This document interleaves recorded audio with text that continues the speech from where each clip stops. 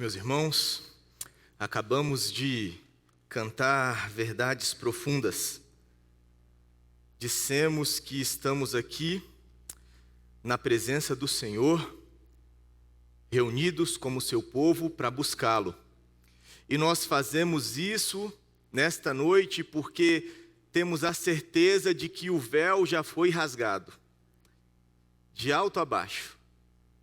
O véu no templo, o templo do Antigo Testamento, que separava o local que representava a presença de Deus, restringia o acesso à presença de Deus, e nós cantamos que este véu, essa separação, essa inimizade, ela foi rompida quando o corpo do nosso Salvador, a carne do nosso Salvador foi rasgada na cruz. Cantamos isso. E a minha pergunta para cada um de nós é: como foi essa experiência de louvor? Como tem sido a nossa experiência de louvor?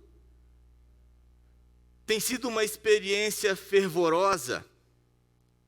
O louvor que sai dos nossos lábios é algo profundo, que tem um significado verdadeiro em nosso coração, e por isso, quando ele sai dos nossos lábios, o Senhor de fato ouve um louvor. O Senhor escuta uma verdade proveniente do nosso próprio coração e que chega a Ele e que traz alegria ao coração dele. Tudo bem, eu sei que a gente chega no meio da semana, cansados da nossa rotina de trabalho, não quero ser muito duro com cada um de nós, mas falando a respeito desta noite, falando a respeito da nossa experiência de louvor, no decorrer da nossa vida, da nossa existência, do nosso dia a dia, ou quando nos reunimos como um povo de Deus, como tem sido a nossa experiência de louvor? A Bíblia diz, por exemplo, em Hebreus 13:15, que o louvor, ele é fruto dos lábios que confessam o nome do Senhor.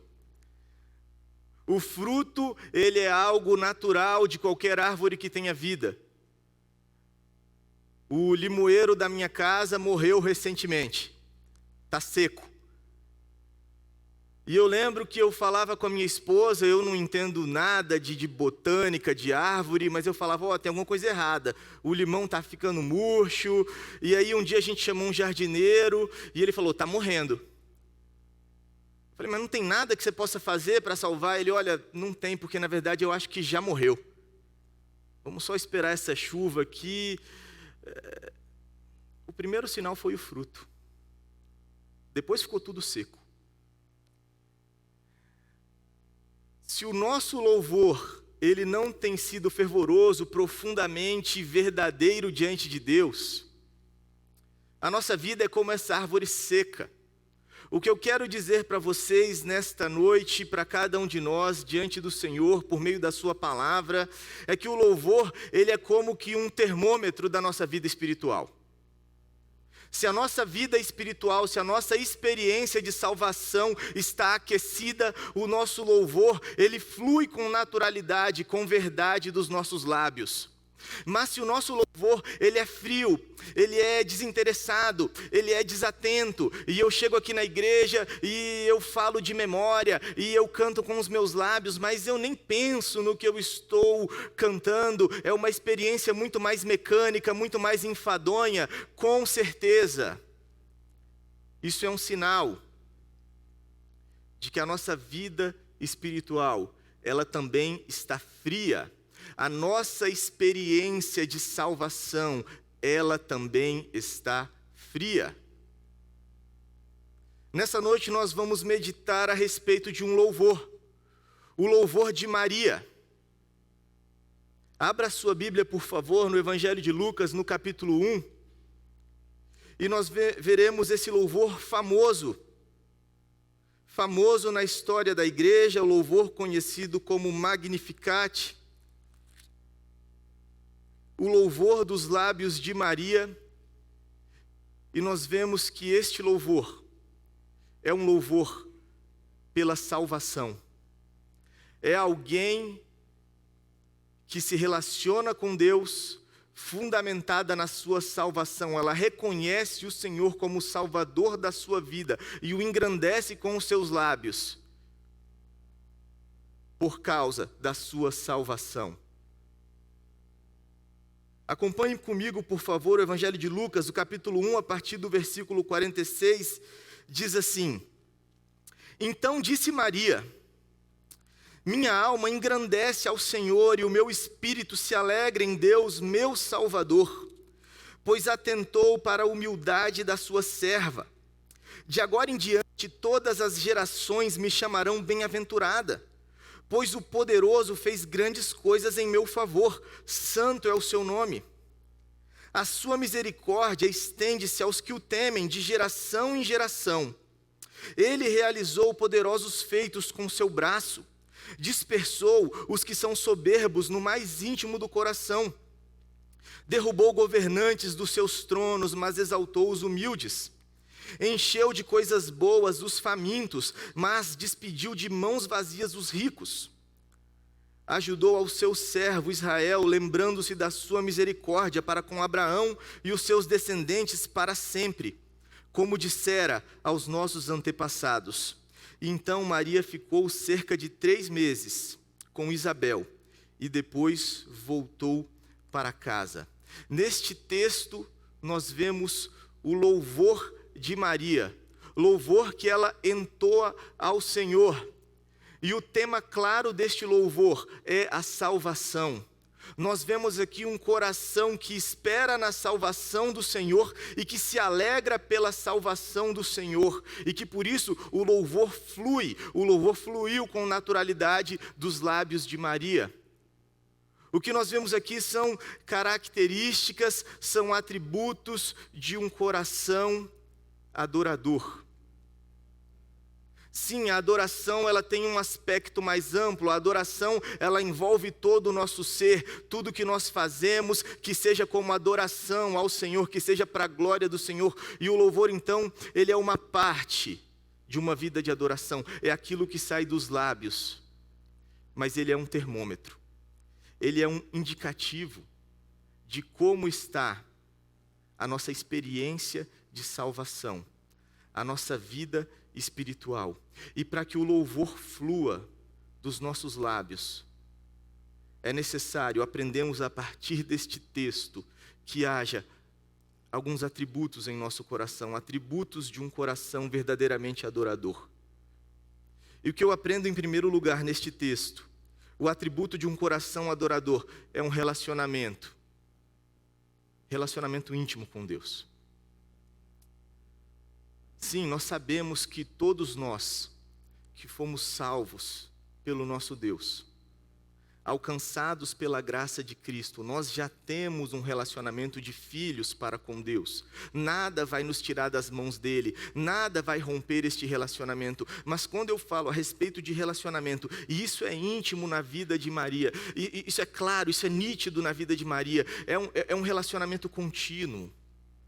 É alguém que sabe quem Deus é, e por isso sabe quem é diante da presença deste Deus. É alguém que não conhece o Senhor apenas de maneira intelectual, mas é alguém que conhece o Senhor por caminhar com Ele.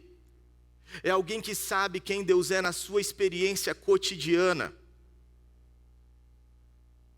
Quantos de nós saímos deste domingo passado aqui da igreja, e possivelmente com o coração aquecido pela palavra de Deus, pela comunhão com o Senhor, pela comunhão com os irmãos do Espírito Santo, e a semana começou, e passou a segunda-feira, e passou a terça, e vivemos essa quarta, e podemos dizer que vivemos dias sem um sentimento da presença de Deus em nossas vidas, sem um sentimento do temor do Senhor nas nossas atitudes, sem nos aproximarmos de Deus e da sua palavra, sem vivenciar o relacionamento que nós já temos com Ele, pela graça. E o que eu quero dizer é que este tipo de atitude independente para com Deus impede o louvor. Este tipo de atitude nos conduz a um culto como este, de maneira fria, apática, desinteressada. O que nós vemos aqui na vida de Maria é que ela sabe quem o Senhor é. E ela sabe, portanto, quem ela é na presença deste Deus. Maria, ela está na casa de Isabel, uma parente distante dela. E por que ela está na casa de Isabel? Ela recebeu a notícia do anjo Gabriel que ela seria mãe do Salvador, do Cristo, do filho de Davi, o Messias de Deus, o Messias aguardado. É uma bela notícia, o anjo falou: você é muito agraciada, Maria. Só que Maria, por causa dessa notícia, ela passaria por maus momentos. O Evangelho de Mateus, por exemplo, nos diz que nem mesmo o seu noivo José acreditou quando ela foi contar para ele essa notícia maravilhosa. E José, ele chegou inclusive a planejar abandonar Maria em secreto para não difamá-la. Ele assumiria essa culpa, porque ele pensava que ela havia sido adúltera, mas ele escolheu assumir essa culpa, tomar essa desonra e fugir, porque ele não confiou nas palavras de Maria. E aí você pensa, se nem o seu amado noivo confiou nas palavras dela, quanto mais o restante ali da sua comunidade. Ela morava num pequeno vilarejo, Nazaré. Essa notícia iria correr entre todos, ela seria julgada.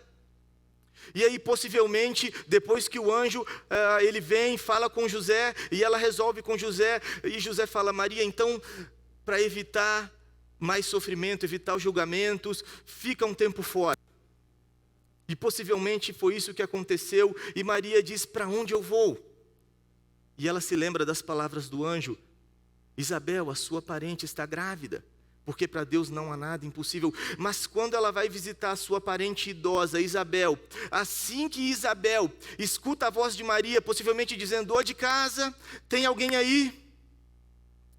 João Batista, o bebê que estava no seu ventre, de 5 para 6 meses, ele se agita no seu ventre, e Isabel fica cheia do Espírito Santo, e louva a Deus e fala: você é muito agraciada, como que a mãe do meu Salvador veio me visitar? E ela honra Maria neste momento. E Maria então, que estava possivelmente temerosa, ela recebe da parte de Isabel esse encorajamento. Interessantemente, João Batista queria anunciar a chegada do Messias desde o ventre da sua mãe. Ele já está cumprindo o seu papel, cheio do Espírito Santo, desde o ventre da sua mãe, anuncia: o Messias chegou. Um embrião na barriga de Maria. E ali Maria é encorajada então, e ela declara este louvor ao Senhor. E o que ela diz a respeito de Deus? Ela engrandece a Deus. A minha alma engrandece ao Senhor. Uma boa definição de louvor. Tornar o nome de Deus, a glória, a fama de Deus exaltada neste mundo. Sim, Deus verdadeiramente é grande, mas nós queremos fazer a sua grandeza reconhecida. Nós fazemos isso com os nossos lábios por meio do louvor. A minha alma engrandece ao Senhor. E o versículo seguinte, o versículo 47, ele diz: e o meu espírito se alegra em Deus. E interessantemente, o que existe nesses dois versículos são ideias paralelas, ideias sinônimas. Entre o versículo 46 e 47, ela está falando praticamente a mesma coisa com palavras diferentes. Então ela está dizendo: a minha alma engrandece ao Senhor e o meu espírito se alegra em Deus. Ela está falando que o louvor dela é um louvor alegre em Deus.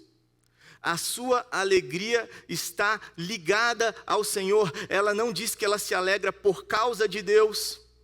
Ela não se alegra por causa dos benefícios de Deus. Ela se alegra em uma atitude de comunhão, de relacionamento. A minha alegria está ligada ao Senhor. E existe um clímax neste versículo 47.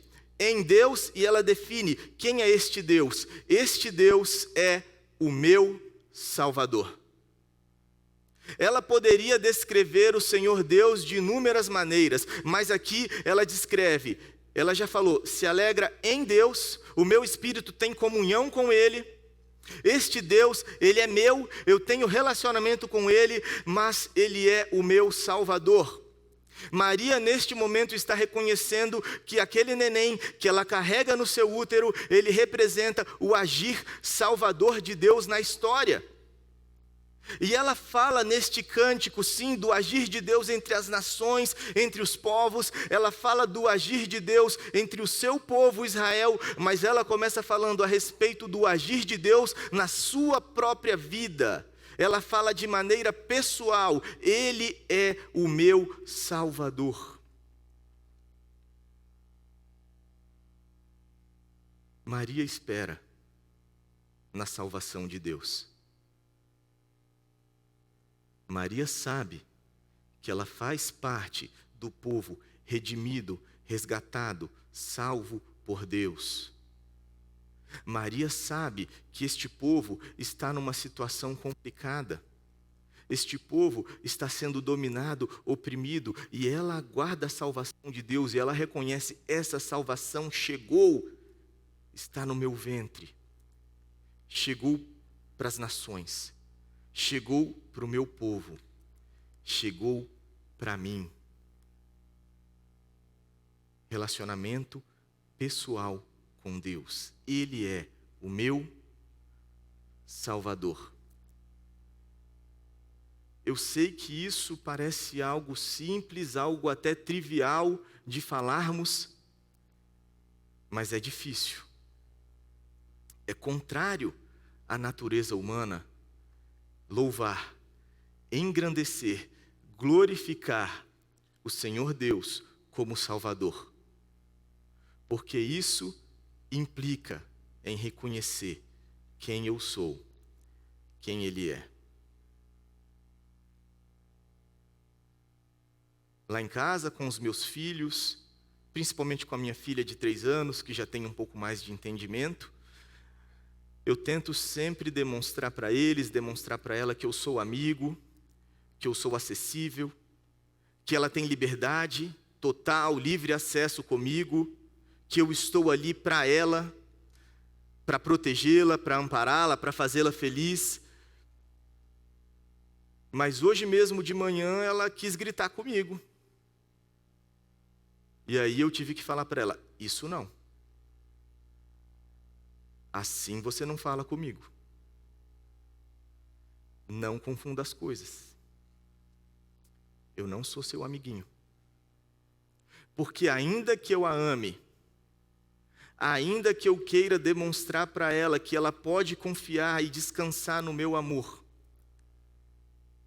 eu preciso, nós que somos pais sabemos disso, eu preciso ensinar para ela que existe uma dimensão de autoridade na qual ela precisa se relacionar comigo. E a partir disso é que ela vai aprender, além de se relacionar conosco no contexto do lar, ela vai se reconhecer quem ela é, quem eu sou, ela vai compreender o mundo e ela vai compreender, espero, quem ela é diante de Deus. Ela vai entender, espero no Senhor, que ela não é a rainha do mundo, a rainha da casa, que se relaciona comigo numa questão de direitos e que ela merece e que ela cobra. Ela precisa aprender isso. Faz todo sentido. Quem ela é, quem eu sou. Espero no Senhor que seja um instrumento de ensinar para ela quem ela é diante de Deus. E se alegrar nesse cuidado. E se alegrar nesse relacionamento. E depender deste relacionamento. E isso não é natural a nós. Recentemente eu acompanhei um casal, jovem casal, não é da nossa igreja, mas me procurou, em situação de divórcio. E a moça dizia que já estava desgastada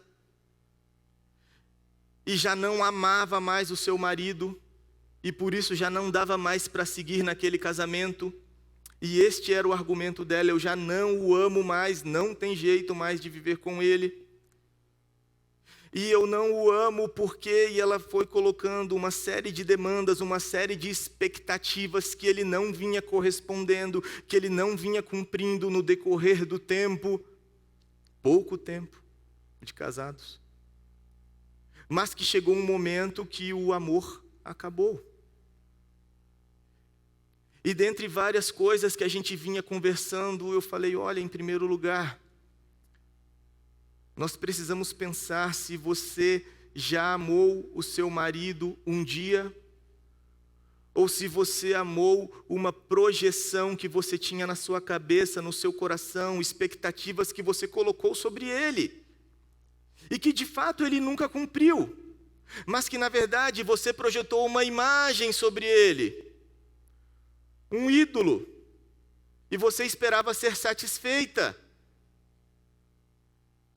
Até porque quando nós olhamos para a palavra, o amor tem muito mais a ver com sacrifício. Como que o Senhor Jesus te amou? Ele não olhou para as suas necessidades, para as necessidades dele. Sim, olhou para as suas. E se sacrificou, e foi até a cruz. Mas se você não morrer com Cristo, você não vai conseguir morrer para si mesma no contexto do seu casamento. E por aí vai. O fato é que a nossa independência de um relacionamento para com o Senhor, e nós damos inúmeras justificativas, eu estou muito cansado, a minha rotina é intensa, eu estou cheio de coisas, ou... O fato é que nós não compreendemos o que o Senhor Jesus disse em João 15, sem mim nada podeis fazer. E no final das contas, nós não estamos nos relacionando com Deus na esfera da sua salvação.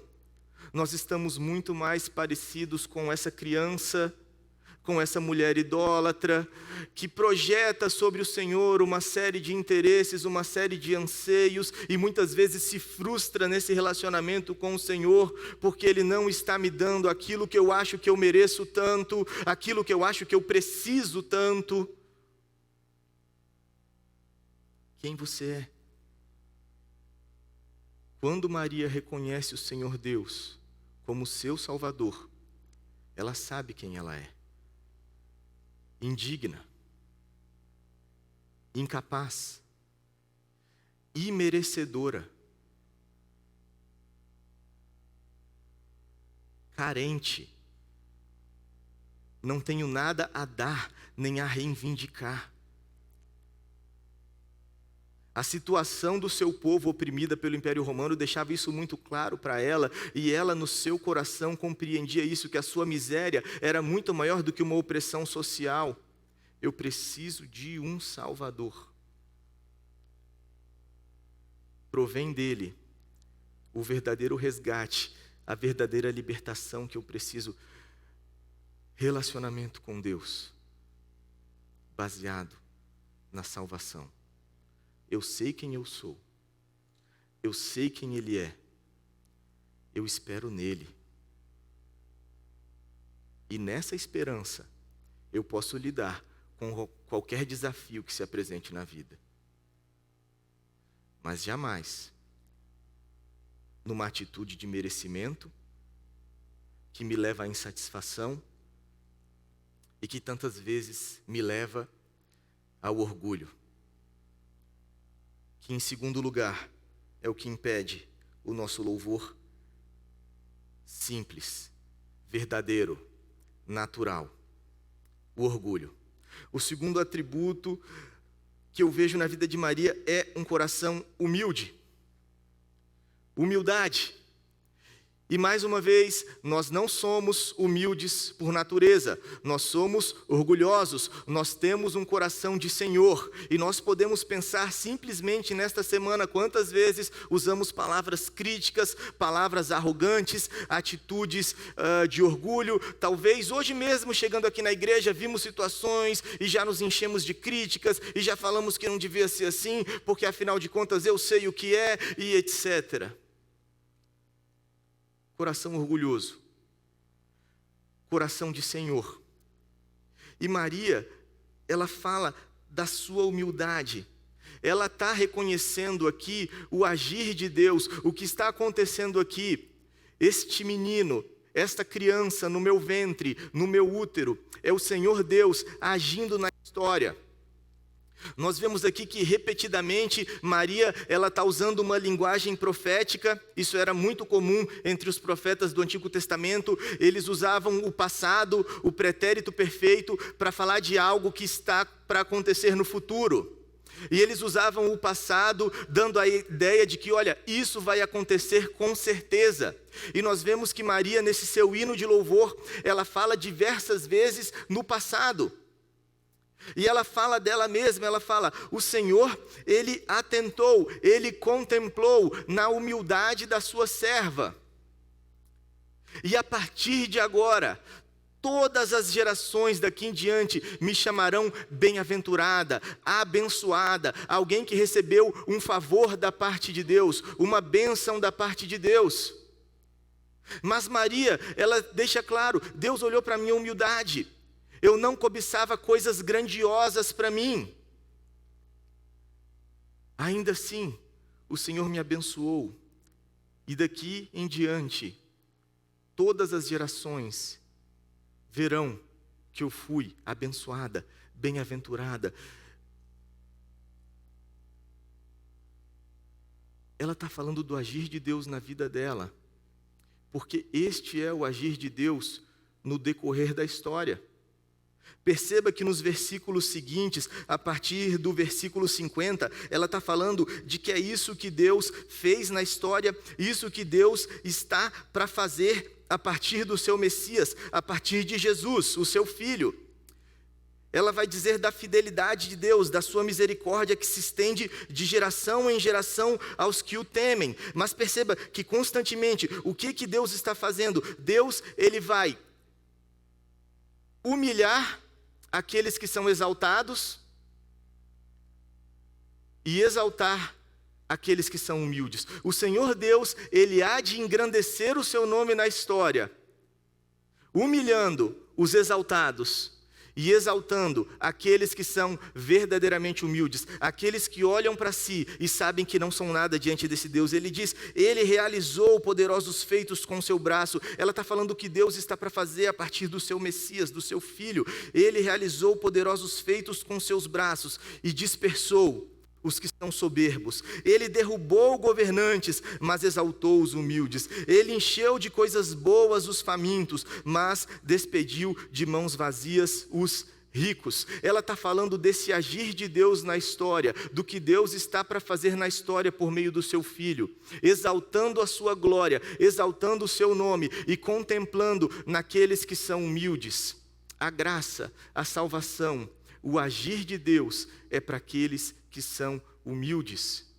Ele contemplou na humildade da sua serva, e agora as gerações me chamarão bem-aventurada.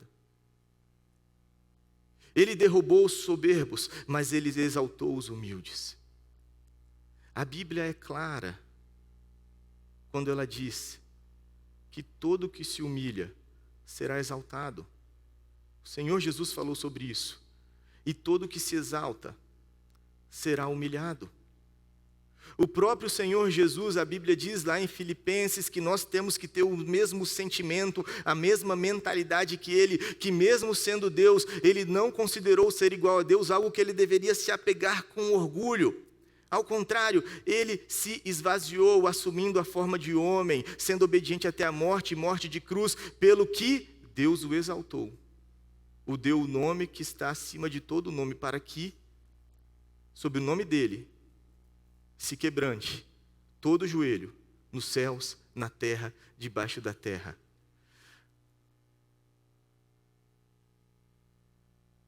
Mas a verdade é que muito da nossa insatisfação diante do Senhor, muito da nossa inquietação, é porque no fundo, a gente acha que merece um pouco mais. No fundo, eu tenho medo de ser aquele fracassado, eu tenho medo de ficar para trás, eu quero ter o meu lugar de honra, eu quero ter o meu lugar de destaque, e eu me inquieto porque quem merecia aquela promoção era eu, e eu batalhei tanto para fazer o meu nome, e eu me inquieto porque causa pavor em mim ser considerado alguém que fracassou. E quando nós vemos na palavra de Deus, por exemplo, João Batista,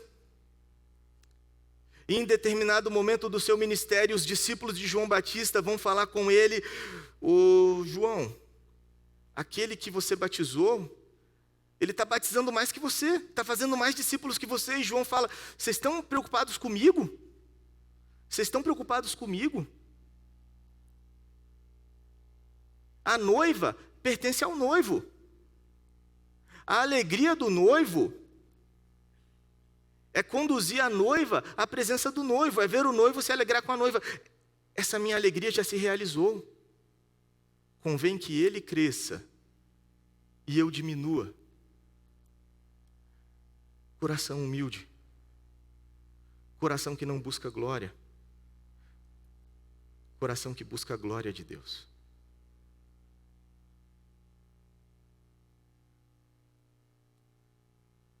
Maria não buscava nada para si. Maria não buscou fama para si. Contemplou na humildade da sua serva. Aliás, a vida de Maria seria difícil.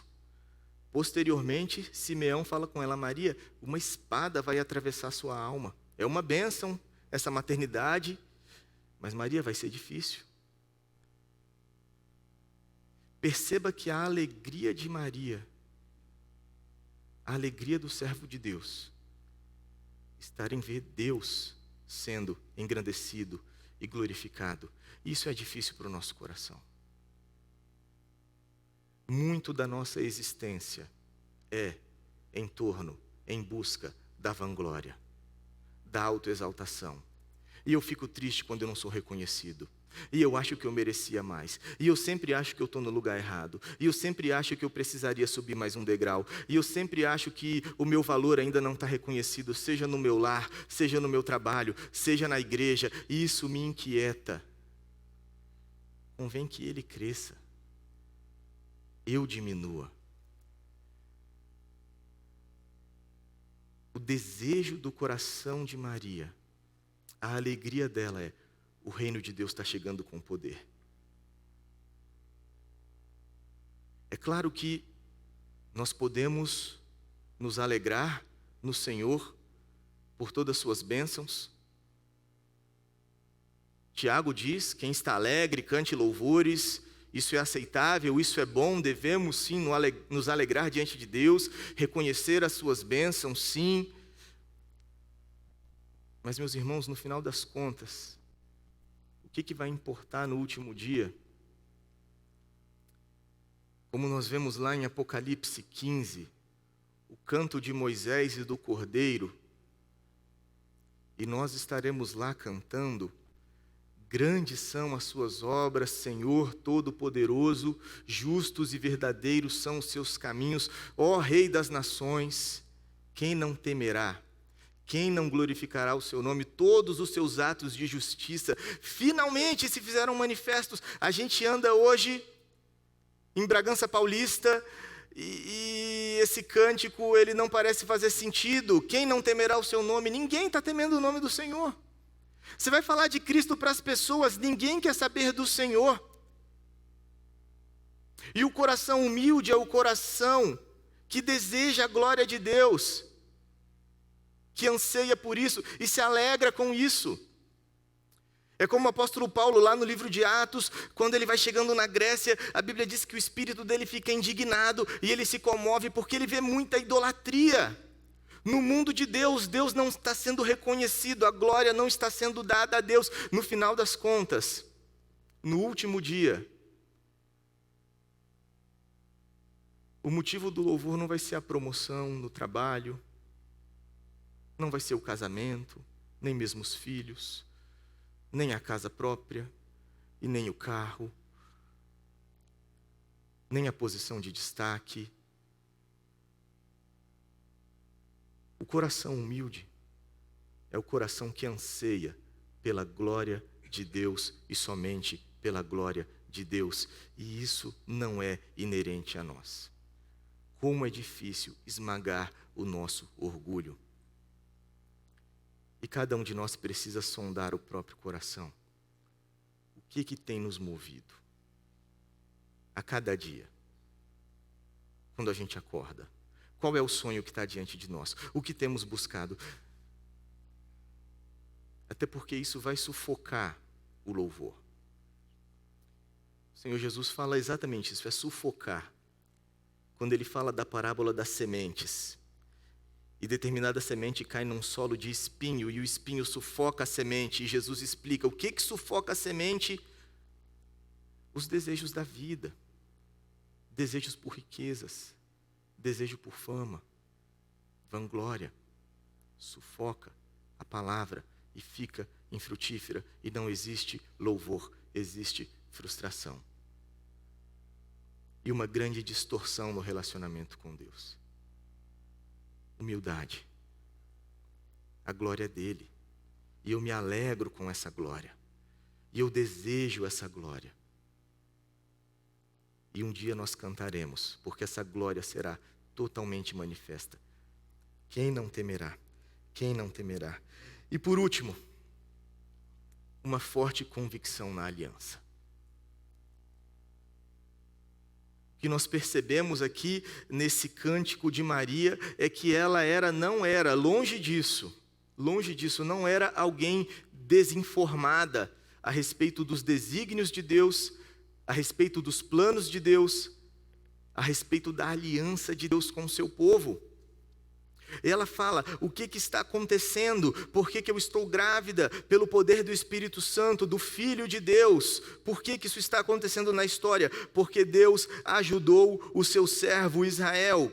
Ele se lembrou da sua misericórdia. Misericórdia, a tradução da palavra hebraica, que é o hesed, o amor leal, o amor do pacto, o amor de aliança.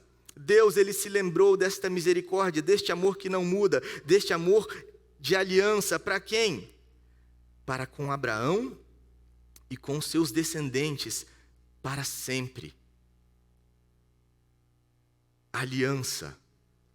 E precisamos entender isso. A aliança de Deus é com Abraão e com seus descendentes, para sempre. Quem são esses descendentes? Que aliança é essa? Se você quiser abrir a sua Bíblia, em Gênesis 15, e que conheçamos essa aliança, para a qual nós somos chamados. Em Gênesis 15, depois dessas coisas, o Senhor falou a Abraão numa visão: não tenha medo, Abraão, eu sou o seu escudo, grande será a sua recompensa. Mas Abraão perguntou: ó soberano Senhor, que me dará se continuo sem filhos e o herdeiro do que possuo é Eliezer de Damasco? E acrescentou: tu não me deste filho algum, um servo da minha casa será o meu herdeiro. Então o Senhor deu-lhe a seguinte resposta: o seu herdeiro não será esse, um filho gerado por você mesmo será o seu herdeiro. Levando-o para fora da tenda, disse-lhe: olhe para o céu e conte as estrelas, se é que você pode contá-las. E prosseguiu: assim será a sua descendência. E Abraão creu no Senhor, e isso lhe foi creditado como justiça. Disse-lhe ainda: eu sou o Senhor que o tirei de Ur dos caldeus para dar-lhe esta terra como herança. Perguntou-lhe Abraão: ó soberano Senhor, como posso saber que tomarei posse dela? Respondeu-lhe o Senhor: traga-me uma novilha, uma cabra e um carneiro, todos com 3 anos de vida, e também uma rolinha e um pombinho. E Abraão trouxe todos esses animais, cortou-os ao meio e colocou cada metade em frente, uma à outra. As aves, porém, ele não cortou. Nisso as aves de rapina começaram a descer sobre os cadáveres, mas Abraão as enxotava. Ao pôr do sol, Abraão foi tomado de sono profundo, e eis que vieram sobre ele trevas densas e apavorantes. Então o Senhor lhe disse: saiba que os seus descendentes serão estrangeiros numa terra que não lhes pertencerá, onde também serão escravizados e oprimidos por 400 anos, mas eu castigarei a nação, a quem servirão como escravos, e depois disso sairão com muitos bens. Você, porém, irá em paz a seus antepassados e será sepultado em boa velhice. Na 4ª geração, seus descendentes voltarão para cá, porque a maldade dos amorreus ainda não atingiu a medida completa. E depois que o sol se pôs, veio a escuridão, e eis que um fogareiro esfumaçante, como uma tocha acesa, passou por entre os animais. Naquele dia, o Senhor fez a seguinte aliança com Abrão: aos seus descendentes dei esta terra. O que acontece aqui? O Senhor Deus que tirou Abraão da sua terra, de Ur dos Caldeus, o conduziu até Canaã, e ele promete: essa terra será sua e dos seus descendentes. Abraão de início fala: mas Senhor, o Senhor não me deu nenhum filho, é o meu servo que é meu herdeiro. Não, Abraão, vai ser um filho que vai proceder de você, sangue do seu sangue. E Abraão confia em Deus, e Deus considera isso como justiça na vida dele. Só que Abraão faz uma pergunta para Deus: Deus, como eu posso ter certeza? E Deus entende o que Abraão está falando. E ali Deus fala: pega alguns animais. Abraão corta aqueles animais no meio, um de cada lado, porque era assim que no Oriente Médio Antigo eles faziam acordo, eles faziam aliança. Eles cortavam animais no meio e cada parte do acordo passava por entre aqueles animais, dizendo: se algum de nós falhar neste acordo, se algum de nós falhar nesta aliança, que aconteça conosco o que aconteceu com esses animais dilacerados. E ali eles faziam uma aliança. E o Senhor Deus, ele fala com Abraão: Abraão, pegue os animais, corte-os ao meio. Mas diz que naquele momento vem densas trevas e muito medo acontece, e o Senhor faz cair sobre Abraão um sono. E Abraão dorme, e naquele momento passa sozinho entre os animais uma tocha de fogo, a presença de Deus. Deus atravessa sozinho aqueles animais, dizendo para Abraão: Abraão, a minha aliança com você é inquebrável, é incondicional. Eu assumo sozinho a maldição desta aliança. Acontece que a promessa de Deus a Abraão se cumpre. Acontece que o povo, depois de 400 anos, sim, sendo escravo no Egito, ele vai marchando para tomar posse da terra prometida, a terra de Canaã, a terra onde Abraão pisou. E a Bíblia vai falar sobre isso lá no livro de Êxodo. E aí perceba que lá no livro de Êxodo, no capítulo 19, Deus faz uma segunda aliança com esse povo. Espero que não seja muito cansativo. Conheçamos a aliança para a qual Deus nos chamou. Êxodo 19,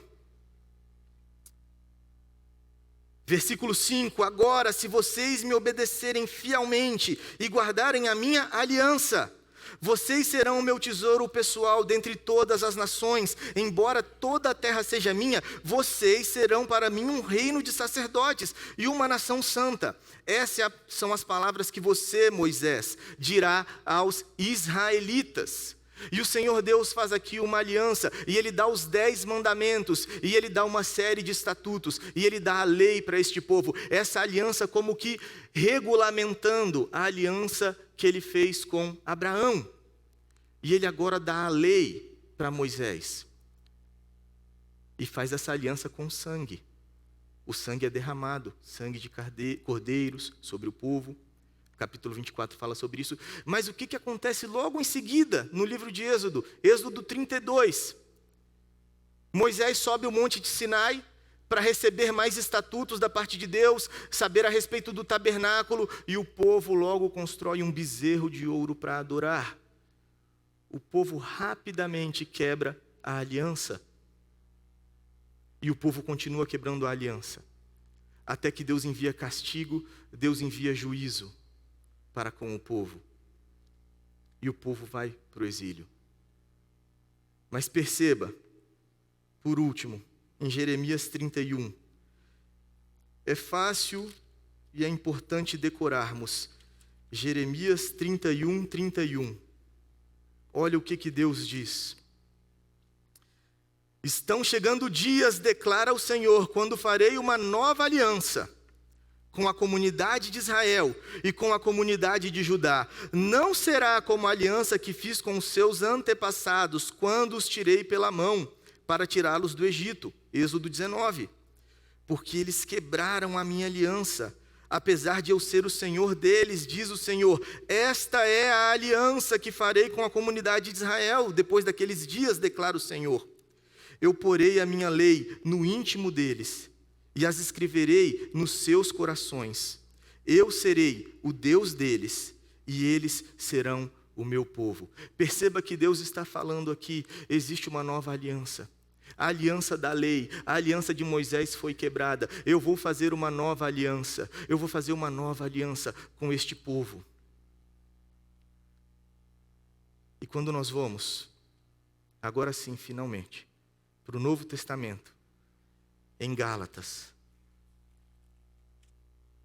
capítulo 3, versículos 6 e 7. Considerem o exemplo de Abraão. Ele creu em Deus, e isso lhe foi creditado como justiça. Estejam certos, portanto, que os que são da fé, estes é que são os filhos de Abraão. E o versículo 13 diz: Cristo nos redimiu da maldição da lei, quando se tornou maldição em nosso lugar, pois está escrito: maldito todo aquele que for pendurado num madeiro.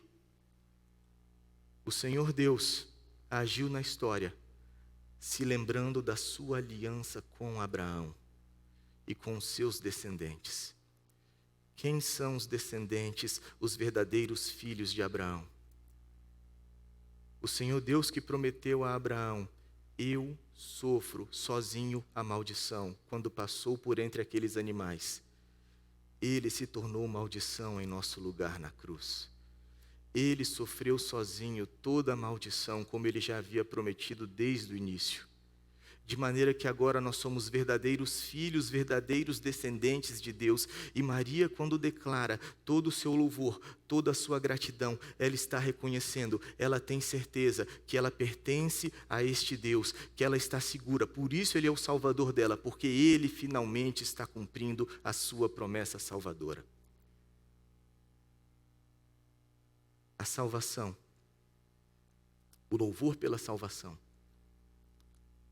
é para aqueles que estão seguros, aqueles que conhecem a promessa. O verdadeiro louvor pertence aos filhos da aliança salvadora.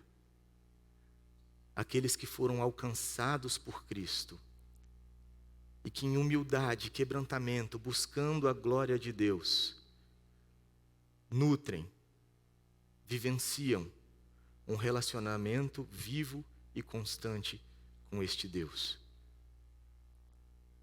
Louvor verdadeiro é para aqueles que estão firmes na sua aliança com Deus e experimentando, vivenciando, se relacionando com este Deus na esfera, no contexto, na segurança dessa aliança. Vamos orar? Feche seus olhos.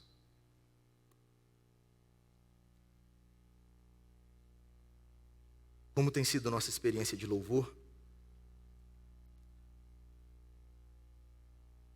De fato, temos nutrido o relacionamento que já está acessível a nós, com Deus eterno, por meio do sangue de Cristo? De fato, sabemos que o reino dele avança e com a sua salvação ele nos colocou neste reino? Isso nos torna humildes, isso nos dá o foco correto para a nossa existência. Conhecemos essa aliança, estamos seguros nela, plenamente seguros, nas mãos deste Deus que veio ao mundo, na pessoa do seu Filho, e sofreu sozinho toda a maldição, todo o castigo que merecemos, para que possamos viver diante dele em liberdade para sempre. Senhor Deus, nos colocamos diante da tua presença, sabendo que ela é real em nosso meio. Nos humilhamos diante de Ti, Senhor, reconhecendo que muitas vezes, embora sendo alcançados pelo sangue do Teu Filho, embora seguros nas Tuas mãos, nos aproximamos do Senhor de maneira errada, vivemos neste mundo de maneira insensata, independente do Senhor, nutrimos em nossos corações anseios que não são do Senhor, entendimento a respeito da nossa existência que não é de acordo com a Tua palavra, o Teu plano para as nossas vidas. Mas nesta noite, Senhor, reconhecemos que o Senhor nos alcançou com um amor, com um plano eterno. Estamos seguros nas Suas mãos e sabemos para onde vamos. E se sabemos para onde vamos, sabemos qual é o foco da nossa vida e vivemos para a Tua glória. E louvamos o Teu nome, nos méritos de Cristo. Nele nós confiamos e clamamos por Tua bênção em nossas vidas. Amém.